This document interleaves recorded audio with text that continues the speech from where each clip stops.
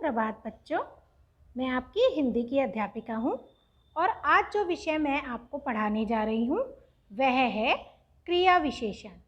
तो बच्चों, इस वीडियो के माध्यम से हम यह जानेंगे कि क्रिया विशेषण क्या होता है। तो चलिए आइए पढ़ते हैं इसकी परिभाषा।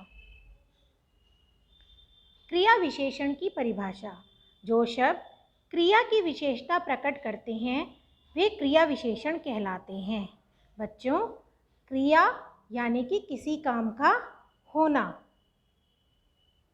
जो भी काम हो रहा है यानी कि जो भी क्रिया हो रही है, जो उसकी विशेषता बताएगा, क्रिया की विशेषता बताएगा, वह शब्द क्रिया विशेषण कहलाता है। जैसे सोहन सुंदर लिखता है, तो इसमें क्रिया क्या है? लिखना। कैसा लिखता है? सुंदर। तो क्रिया विशेषण हो गया सुंदर। गौरव यहाँ रहता है, रहना क्रिया है और विशेषण इसका हो गया यहाँ।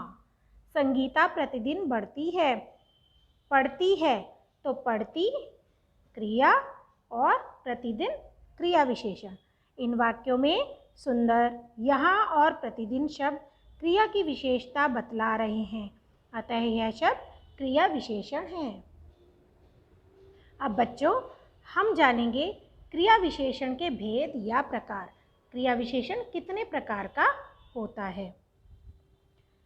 क्रिया विशेषण के भेद हैं रीतिवाचक क्रिया विशेषण, स्थानवाचक क्रिया विशेषण, कालवाचक क्रिया विशेषण, परिमाणवाचक क्रिया विशेषण। तो आइए इनकी परिभाषाएं और कुछ उदाहरण भी पढ़ लेते हैं। सबसे पहले हम पढ़ रहे हैं रीतिवाचक क्रिया विशेषण। जिन शब्दों के द्वारा क्रिया के संपन्न होने की रीति का बोध होता है वे रीतिवाचक क्रिया विशेषण कहलाते हैं। जैसे अचानक, सहसा, एकाएक, झटपट, क्योंकि, नहीं, अतएव, मत, कदापि, शायद, बेशक।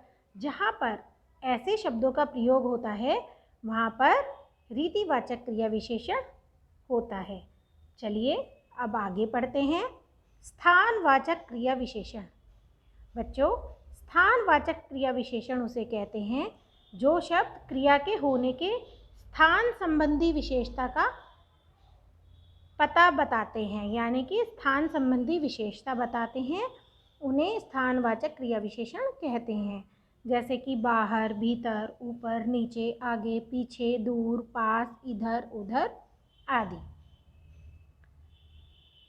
अब बच्चों हम पढ़ रहे हैं कालवाचक क्रिया विशेषण। तो बच्चों, काल से आपको समझ ही आ गया होगा, जहाँ पे समय का बोध हो रहा हो। जो क्रिया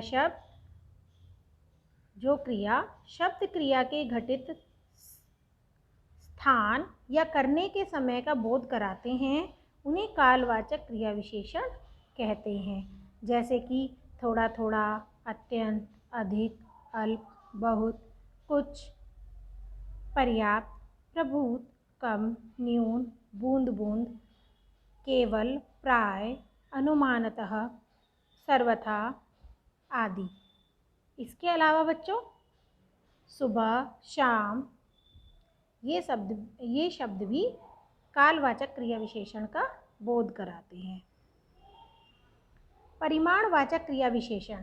जो विशेषण किसी वस्तु की नापतोल या मात्रा का बोध कराते हैं वे परिमाणवाचक क्रिया विशेषण कहलाते हैं।